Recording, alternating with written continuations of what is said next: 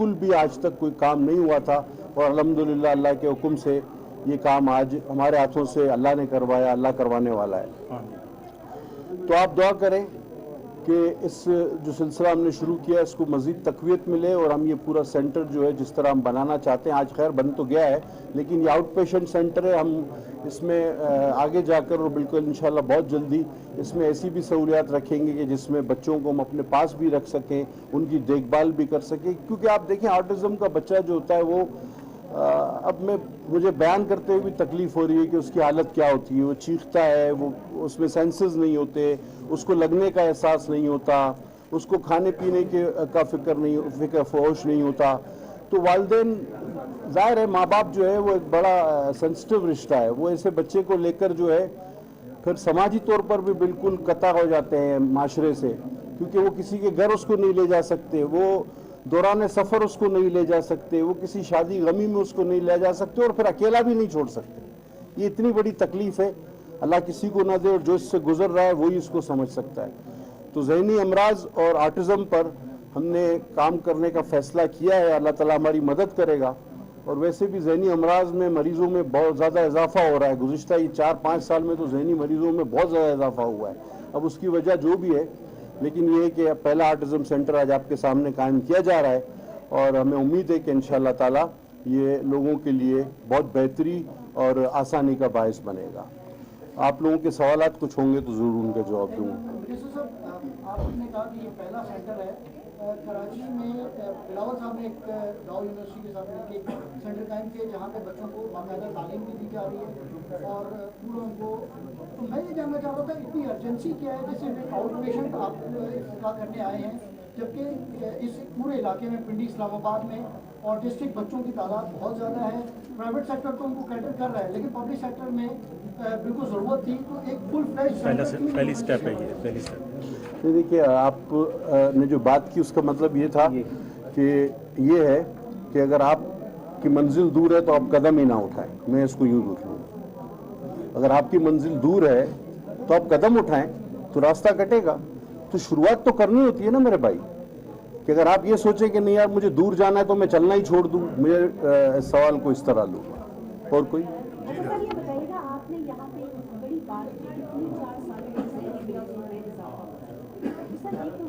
बता दें वो कौन सी वजूहत है जिनके 4 सालों में ज़हनी मरीजों में इजाफा हुआ है, और आपके ख्याल में वो कौन से अवामिल इस माशरे में रह रहे हैं जिसकी वजह से ज़हनी मरीजों की तादाद बढ़ी है, और क्या जो खसूसी अगर आपके ख्याल में कोई ऐसे मरीज हैं तो उनके इलाज के लिए क्या करें?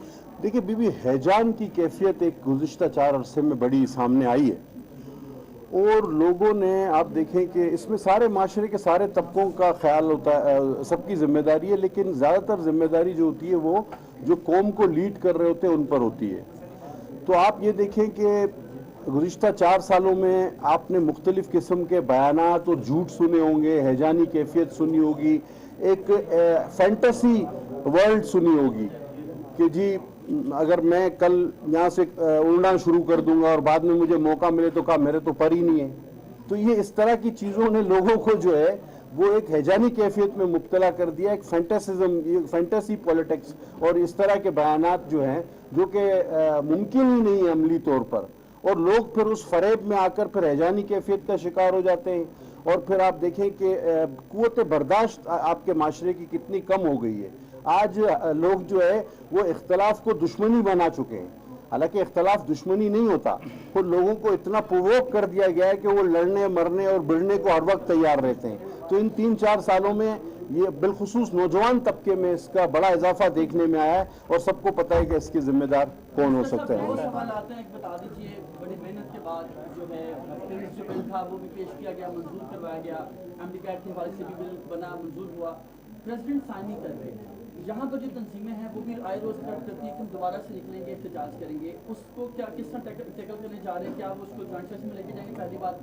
दूसरी बात, मुल्क भर में हम देख रहे हैं एम्बुलेंसेज भी रुक रही हैं, बच्चों को स्कूल जाने में दुश्वारी के सामने एहतजाज हो रहा है। 13 को बड़ी मेहनत के बाद एमडीकैट होने जा रहा है मुल्क भर में और बैरून मुल्क भी, बच्चे कैसे पहुँचे? बहुत अच्छा सवाल था आपका।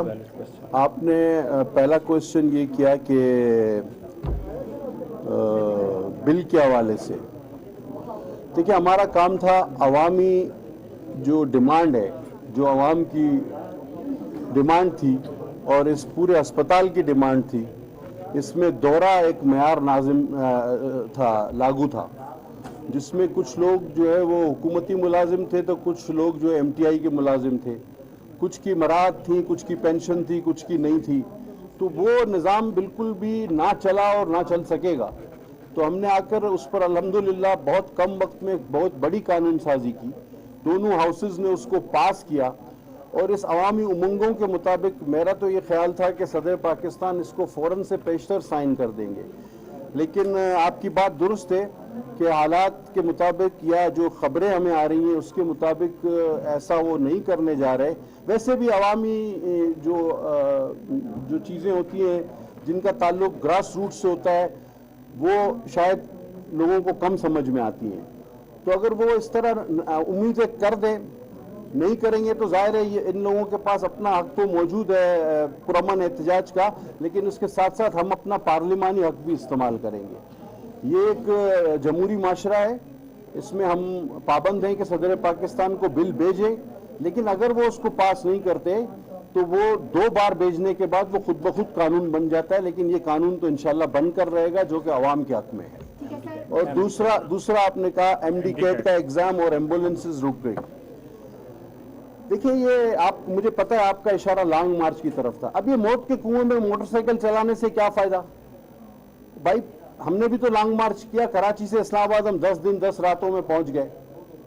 तो ये बार बार गोल गोल चक्कर काटना, वो जो तेल निकालने वाला ऊंट होता है उसकी तरह आंखों पे पट्टी बांध के, तो ये देखें ना, इसी तरह मैं कह रहा हूँ हैजानी कैफियत पैदा हो रही। तो मोट के कुएं मोटरसाइकिल चलाई जाए और फिर देखें, हमें अफसोस है जो हादसा हुआ उस पर हमें पूरा अफसोस है, लेकिन इस तरह के वाकयात भी हो सकते हैं। अब हालांकि ये एक बड़ी बहस तलब बात है कि कहाँ से गोली चली और कहाँ आके लगी, मतलब ये तो बहुत ही अजीब एक बात थी, लेकिन इसका पूरी तहकीकात करने दी जाए, इस पे जो कमीशन है उसके साथ उससे ताउन किया जाए।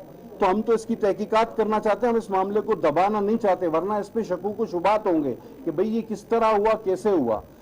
वाकई उन लोगों को ख्याल करना चाहिए कि जो MD कैट एक स्कैंडल था, आज FIA उसकी तहकीकात कर रही है, जिसपे अरबों रुपए का गबन था, उस कंपनी को वो MD कैट दिया गया जो रजिस्टर्ड ही नहीं हुई और 6000 फी बच्चे से लिया जाता था और 75 और 65% पे उसको पास करने के लिए 3 बार उसके एग्जाम लिए जाते थे। 6 मल्टीप्लाई बाय 3 18, 18,000 बच्चा जब देता था तब भी वो पास नहीं हो पाता था।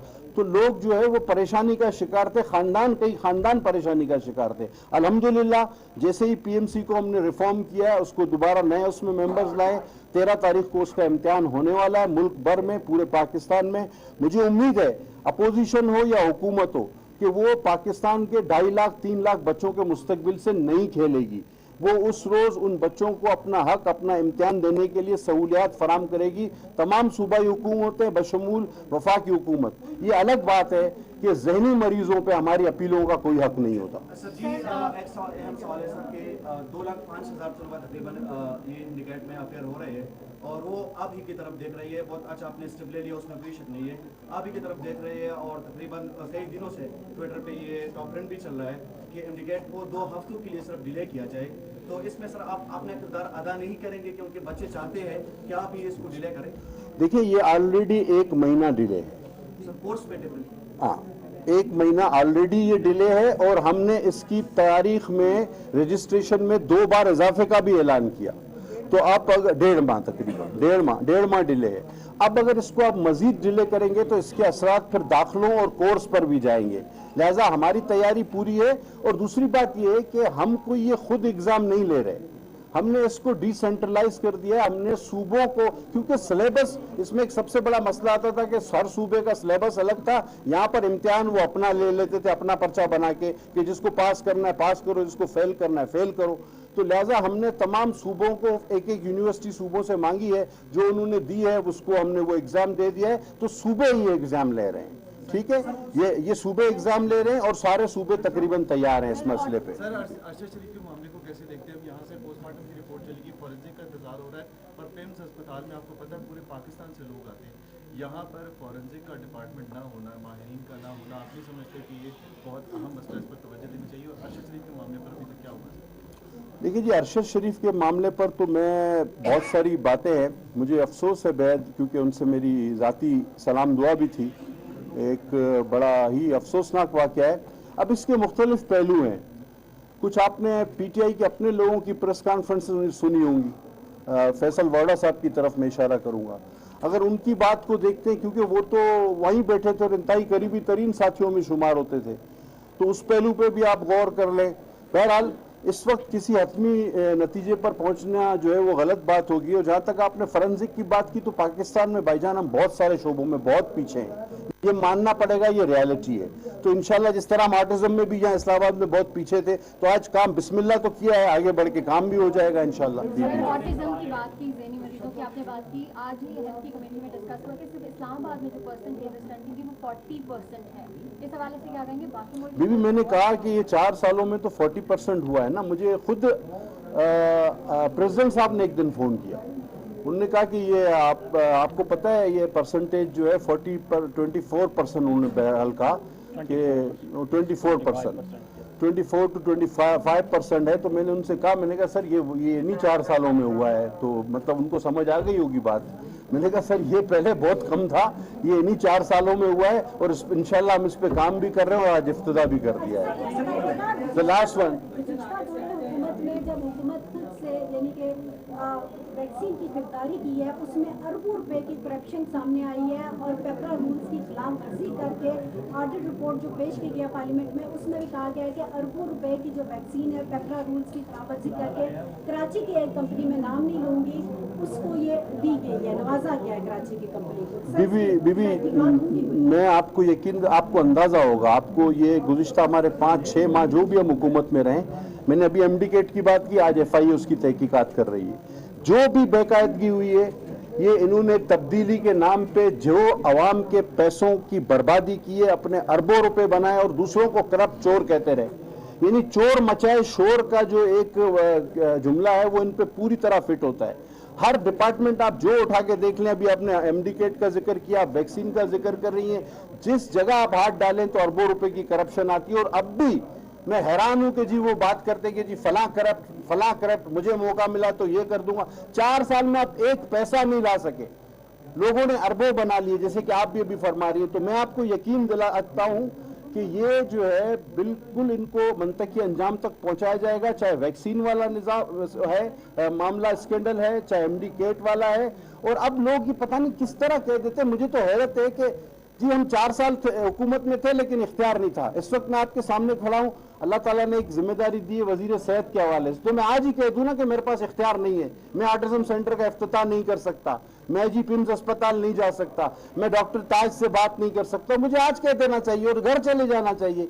ये क्या बात हुई कि आप 4 साल तक तो शहनशाह अमीरुल मोमिनीन बने रहे, खाली हेलीकॉप्टर में घर जाते रहे, और उसके बाद आप कहें यार ऐसे ये इख्तियार आपके पास था कि आप प्राइम मिनिस्टर हाउस से बनी वाले हेलीकॉप्टर में जाते थे। आज आप कह रहे हैं कि मैं आवाम के लिए कुछ नहीं कर सका, मेरे पास इख्तियार नहीं था। तो आप ये मुझे बताएं कि कल अगर आपको मौका मिला तो इख्तियार किस चीज का नाम है जो आपको साथ दिया जाए? कोई जादू की छड़ी है, या फिर आप क्या कहेंगे कि अब मैं ये नहीं कर सकता? और फिर हकीकत बात यह है कि अगर हम इस वक्त मान लें किसी की बात, तो ये अपने खिलाफ कोई फैसला कबूल ये नहीं करते। अगर इलेक्शन में ये हारेंगे और हार गए, कराची से आप देखिए दोनों सीटों से हार गए, मुल्तान से हार गए, तो फिर हारते हैं तो कहते हैं हम कबूल नहीं करते। तो जो अपने खिलाफ आने वाला कोई फैसला ही कबूल नहीं करते, उनके मुतालबात का जायजा लेना या उनको सुनना भी एक बेवकूफ़ी है। लास्ट क्वेश्चन बीबी आप कर लें।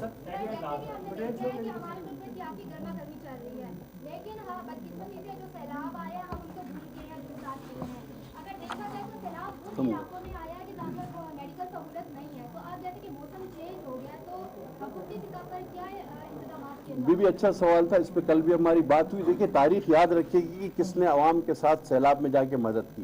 बिलखुसूस मेरी धरती सिंध, वो अपने मौसुलों को भी नहीं भूलती, वो अपने मुखालफों को भी नहीं भूलती। ये लोग सिर्फ बात करते रहे, शोर शराबा करते रहे, बल्कि मदद से रोकते रहे। और आपने देखा कि हमारी लीडरशिप हर गांव गई, यूनाइटेड नेशन के सेक्रेटरी जनरल को लेकर गई, वजीर आजम खुद गए, बिलावल भुट्टो साहब ने हर डिस्ट्रिक्ट का दौरा किया, हर जिले में हमारे पास सिंध में और बलूचिस्तान में काम हो रहा है, लेकिन सिर्फ बातें करने वालों और मजाक बनाने वालों का तारीख सबक बिल्कुल उनको देगी। आपकी बात ठीक है, मौसम की तब्दीली के साथ साथ चैलेंजेस में इजाफा हो रहा है, लेकिन अल्हम्दुलिल्लाह सिंध हुकूमत और बलूचिस्तान हुकूमत वफाक के साथ मिलकर, NDMA के साथ मिलकर हालात पूरी तरह काबू में करने की पूरी कोशिश कर रही है। Thank you.